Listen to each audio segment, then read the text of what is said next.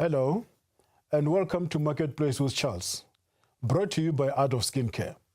Art of Skincare, the company that brings out the beauty in you. I am Charles Ngobeni. On Marketplace, we aim to empower, encourage, and equip you with the right tools that you need in order for you to move closer to you achieving your entrepreneurial dreams. Each week brings you insights from experts in different fields of business, from men and women of faith, but also from ordinary people from all walks of life. Today, we explore the subject of pitfalls to business success. I introduce you to an inspirational speaker, a radio presenter, life and leadership coach, and author of several books. Help me welcome Mr. Maano Ramadwa in your home this afternoon. It may be wherever you are watching it from. Mr. Ramadwa, welcome to Marketplace with Charles. Thank you very much for having me, and thank you to your viewers as well at home. It is my pleasure to have you. You know, to give great people in the show like this. Full of wisdom. You see, we are blessed to be here. And you make us great, because when we are in the midst of greatness like yours, there's no way we cannot actually But be great. remember, you made me great on your show. So it's an exchange of some sort. It does happen. It does happen. Thank you. So I'm paying revenge. In a good way. In a good way. It's some kind of revenge. Yeah, that's for sure. You It's go, a positive I come. revenge. We're going to have fun today. We're going to have fun. You know, different people have got different definitions of the word success. Yeah. You know, to some other, success is having managed to have a lot of money. But to others, success is to have a house which they're still owing, which may be repossessed at any time. To others, success is to have a car which they're still paying installment for it. To others, success is having a beautiful wife, of which beauty lies on the eyes of a beholder. And to others, is to have kids. We all have got different definition of success. But what is the real definition of success? And even after you have achieved what we call success, why is it that some other business that's still susceptible to economic woes and they crumble? My guest will help you understand this, and he's going to help you fight and avoid failures in your business. I come back to you, Mr. Ramadwa. Yes. Maano. Yeah. That's what I'm comfortable, man. I know. Venda is fashionable nowadays. Touch me. So you have to be, yes. Touch me. You won't go to Syria, but you'll go to Matamela. I'll go to Matamela.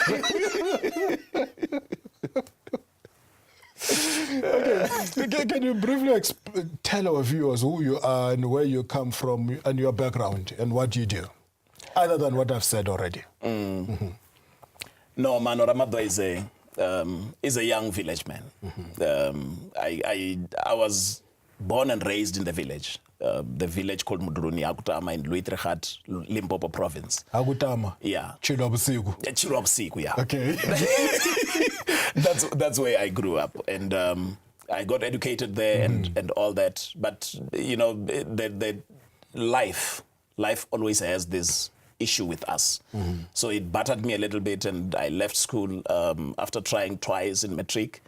And then when I was outside, I realized, no, but it looks like life needs to go back. And that's when I went back to matric at the age of 23, got my matric certificate, and then went and studied to become a teacher. So, and at the age of 23, you did not even have to get an exemption by then, because you qualified. I qualified for age exemption. Yeah, exactly. So I did not know much about that at the time. Yeah. And I decided to go back, and I think the drive was more on you need to have an exemption. You know, it felt more like if you don't have an exemption, you would not really do much. But which today, in today's terminology, they call it a degree qualification. Yeah. Without a degree. Exactly. Okay. So I went to that extent. Went to study 3 years at Maano College of Education, became a teacher, and came this side of Johannesburg, worked a couple of years at a private school, took it further. And, you know, the grace of God just led one thing to the other until I became a principal. And I was a principal of Blue Eagle High School in Cosmo City. Then, yeah, 2 years down the line, you know, when I arrived there, I thought, in fact, I gave the staff a 3-year period. I said, I'm going to be here for 3 years. After that, I'll leave. And I did not know what I was talking about then. But then what happened was, after 2 years, we had built a solid school. It's not amazing today that school is number one in Cosmo City. So after 2 years, I felt I've done it. But one day I was just sitting at home in the office very early in the morning. And I had done all my routine for the morning. And I felt, but what else is there to do? And that's where God started speaking to say, your territory is much bigger than the schoolyard. So from that day, I did not even think twice, just consulted at home, but came back and tendered my resignation, and I left. So, motivational speaking, after 2 years. 2 years? Yeah. Okay. I did not even reach the 3 years that I had anticipated, so, but I felt that it was more important for me to move on, and I just could not see myself to work another 15 years doing the same thing. And you know, still getting the same results. That for me became something else. I decided I'm leaving. And as I was now preparing to exit, I started writing my first published book, and everything led to the other until now, when I'm doing my coaching. I do a lot of coaching for young people, for adults, and for schools. Because I got certified during the 2 years that I was in the principal's office as a school leadership coach with Matthew Goniwe School of Leadership. And then from there, I do that on a regular basis. I do seminars, leadership and also personal development seminars. It's writing, it's radio, it's television. Now we have started shooting a new series called Leadership Conversations. It's going to hit the screens very soon. We have already started shooting. We started shooting last week. And yeah, that's basically Maano Ramadwa in a nutshell. Oh, that's great. You know, talking about teaching, I've been a teacher too. Yeah. But I taught for 15 years. 15, yeah. But when I left teaching after 15 years, yeah, I only had 1 year of experience. Because all the other things were just repetition. This is a repetition. Yeah. 1 + 1 is 2. X plus Y plus Z. Yeah. You know, solve for X. You know, I was a maths and a science teacher. Year after year, it was the same thing over and over and over again after 15 years. Yeah. So I can't say I had 15 years worth of experience. No. But you see, with you, I taught for 15 years, but I had only 1 year worth of experience. You were fortunate because you were teaching mathematics. So I'm teaching English. So with English, it settles in your brain. So regardless of how many new books are going to be issued, that English is still there. So you move around, you're a textbook on your own. So at least you were reading and teaching different novels, so year after year. With mathematics, even today, they're solving for the value of X. For the same X. They haven't found it. And I'm still battling to find the value of X. But you know what I like about teaching is, and that is why a lot of people, when they ask me, what are you? I always say I'm a teacher, because whatever I do, it's linked to to where I started. In fact, teaching is a calling. It's a calling, and I always say it's the only one that is part of the gifts that Jesus Christ gave. Yes, all the other professions are not. In fact, it's part of the fivefold ministries. Exactly. It's only that today everyone wants to be a prophet. Everyone wants to be a pastor. Yeah. You know, everyone wants to be an apostle. You know, No one wants to be a teacher. It's fashionable, you know. New things are coming in. And now we have added the sixth one, a bishop. Yeah. And very few people know that a bishop is far low than a pastor. Because what does a bishop mean? More like an administrator. It's an administrator. And yet they call themselves bishops. Anyway, do you mind to take us through your life and leadership coaching? Yeah, you know, what I do is that, you know, as a teacher, you are qualified as a coach by virtue of being a teacher. Yeah. Because you coach children every day. Every day, yes. And what I did not actually, the know-how that I did not have until I went into to do this qualification with Matthew Goniwe, it was more of, you know, coaching without the tools. But then when I went to Matthew Goniwe, I went through a rigorous training in terms of how do we coach other people to become that which in the school environment we envisage them to become, so that we can try and build capacity so that the school can have consistency. And that I've taken now, and it's what I do on a day-to-day basis.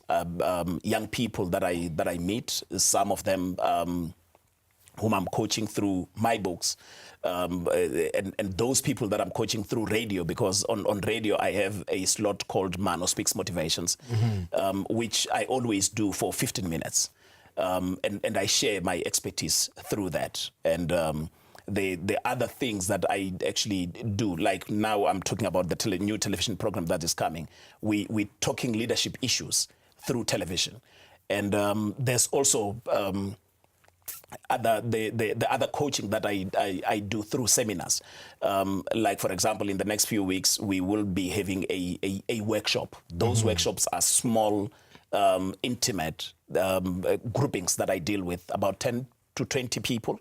Then we deal with those on a monthly basis.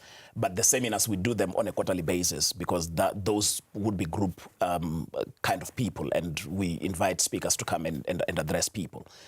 But the other thing that I also do, it's the one-on-ones, where someone would say, but I've seen you doing great stuff, and I want you to take me through. How do I actually find myself? How do I go about doing certain things? That's where we set up an appointment, and through the company, the Bambele Training Solutions, which I've established when I left teaching, we run those one-on-one sessions. But it's not the one-on-one sessions on as consultations like what churches, pastors do these days. But those are more business-orientated one-on-one sessions to help people to develop themselves.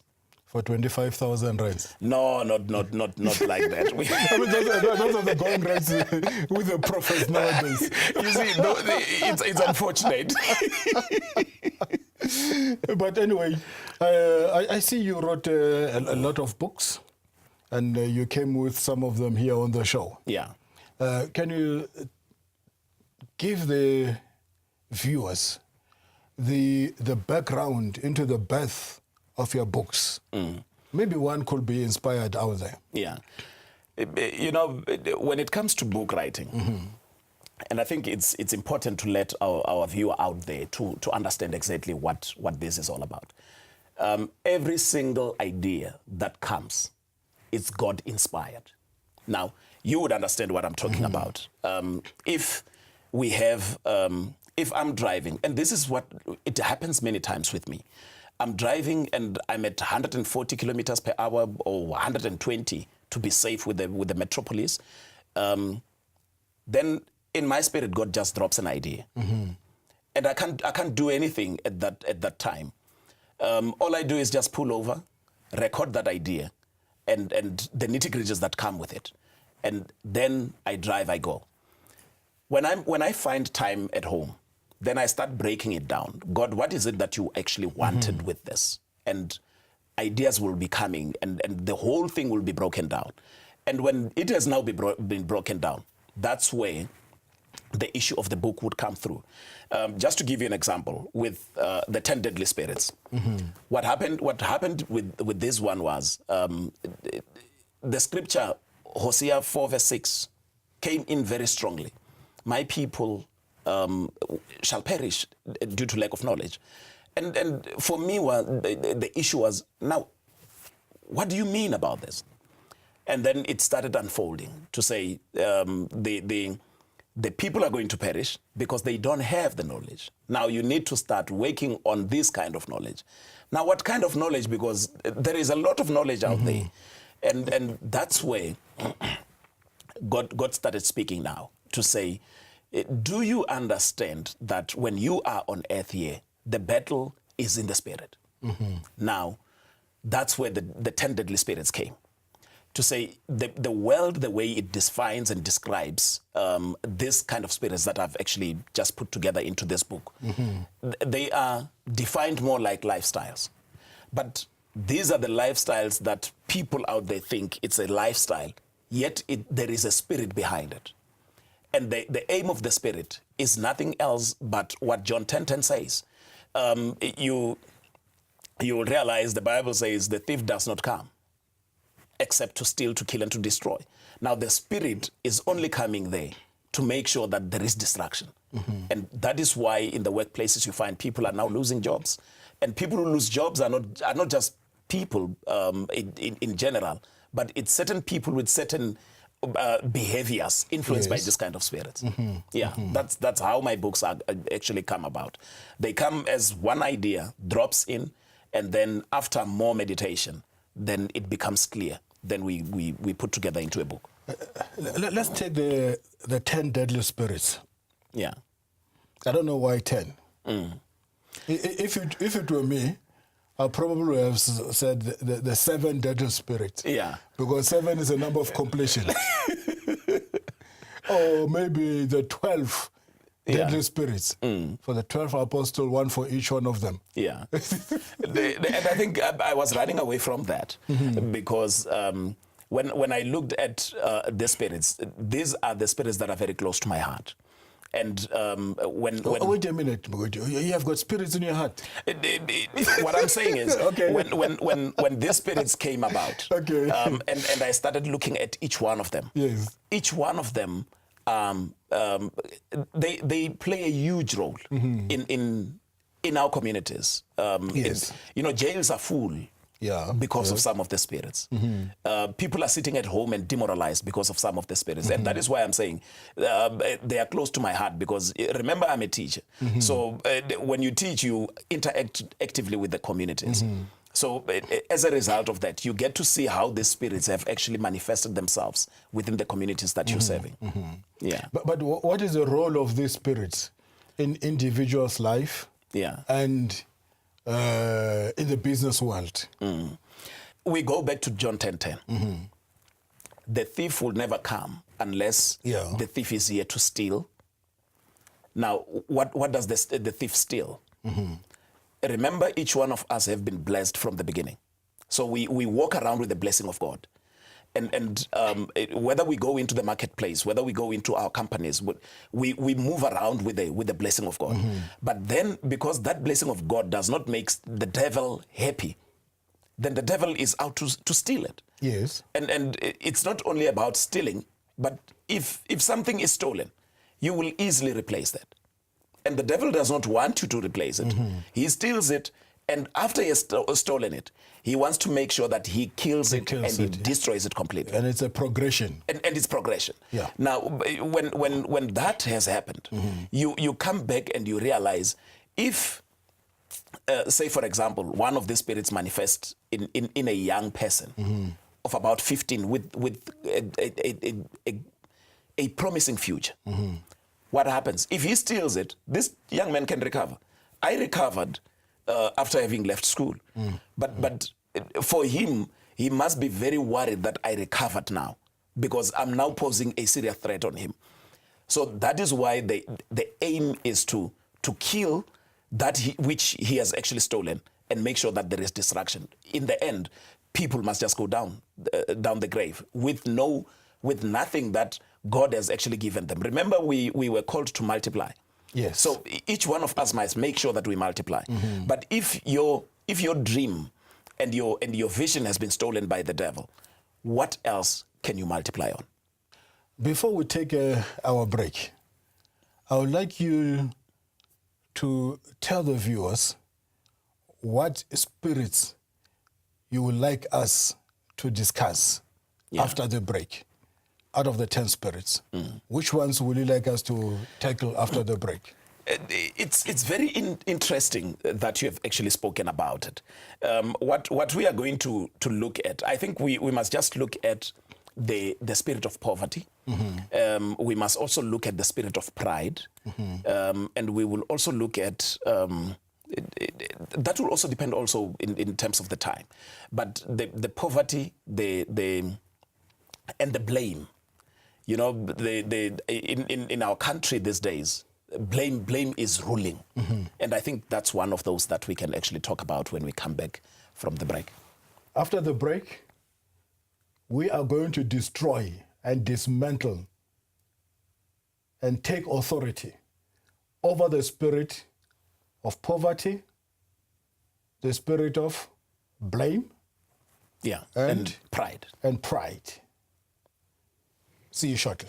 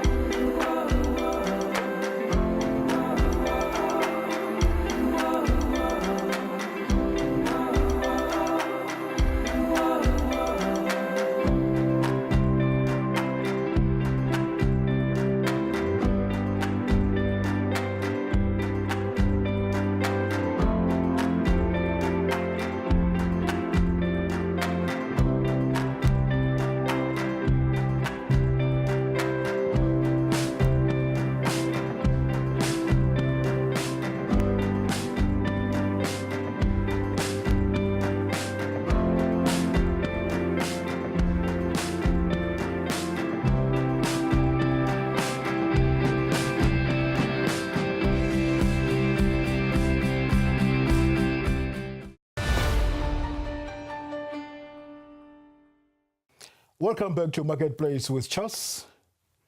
I'm sitting here with a great man, Maano. Amen. Maano, we promise people that we are going to fight these spirits. We must fight the spirits. We must talk about the spirits. And let's tackle them one by one. You know, we don't want a gang of spirits. Yeah. Unless they overpower us. Let's start with poverty. You know, we are people who have the blessing of God, like I've indicated. And the blessing of God comes with individual ideas that have been given. And I'm going to share this with you and your viewers out there.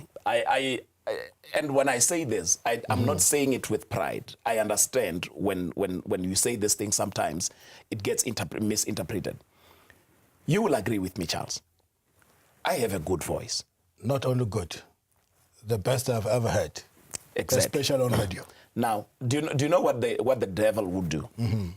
The devil would look at my voice and say, because God did not just give me the voice, he gave me the voice so that I can multiply with this voice. I can create a lot of things with this voice. I can be at any time, you know, as I'm teaching, I'm using the same voice. Now, the devil is not pleased with that because he knows what I have. And sometimes I may not even know that I have this gift. So what he does is he sidetracks you because he knows that when you are not moving in line with what God has given you, there is no way you can be successful. You can enjoy some level of success, and that success will not be sustainable. Now, that is exactly the situation. Now, when he has done that, a lot of people come to a point where because they don't understand what they don't discover themselves. They don't find this one thing that God has given them so that they can multiply. They move around and just shaking here and there, doing things that they are not meant to do. And in the long run, they get demoralized. And then he comes back and he says, but you're not good enough. You see that? And because human beings are believers naturally, they believe anything. And you end up believing this voice that says, no, there is nothing that you were created for. And that becomes the problem. Now, a lot of people end up losing it when it comes to the spirit of poverty because they move away from God. Mm-hmm. You see, God is the giver of all gifts. Now, and all good gifts come from him. Mm-hmm. So he has given you a good gift. Instead of working on that gift, you turn away from him. So you can't connect with him. So you can't connect with your gift, because there's always a relationship between the gift and the giver. If you give me a jacket today, I must be able to take care of that jacket. And when you see me mopping the ground or the floor with your jacket, you will be affected. Mm-hmm, mm-hmm. And that's exactly how God it gets affected with us when we are not actually using our gifts the way that he has actually given us. Now, in the process, you'll realize that because we turn away from God, we don't connect with him, so we can't actually even get the easiest instruction to say, maybe if you do voiceover, you will start to make an impact. Maybe if you go on radio, you will start to make an impact. So those things would be away from you because you're not listening to God. Mm-hmm.